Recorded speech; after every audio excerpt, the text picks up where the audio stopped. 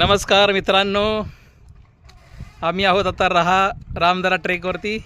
इथं वरती आहे ना, एकदम सेंटर पॉईंटला एक विहीर आहे, तिला सीताची नाणी असं म्हणतात. तर बघा हे पाणी किती भरलेलं आहे ह्याच्यामध्ये, आणि कितीही उन्हाळा असला तरी ह्याच्यातलं पाणी कधी कमी होत नाही. आणि आता तुम्हाला मी अजून एक सरप्राईज गोष्ट दाखवतो. या बघ खाली आलं ना, इथे बघा हे मित्र आहेत आमचे अजून काही ट्रेकिंगला आलेले. नमस्कार. इथं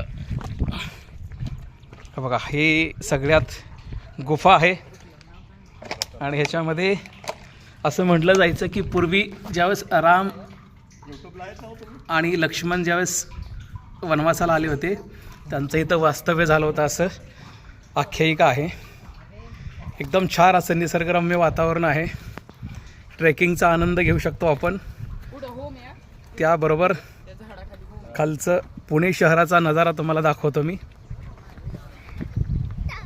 हे बघा असं खूप छान मस्त वातावरण आहे. पाऊस असल्यानंतर अजून छान वाटते. तर नक्की तुम्हाला ज्यावेळेस वेळ मिळेल त्यावेळेस नक्की रामदरा ट्रेक एकदा आवर्जून येऊन पहा. निसर्गाच्या सानिध्यात राहिल्यानंतर जो आनंद मिळतो तो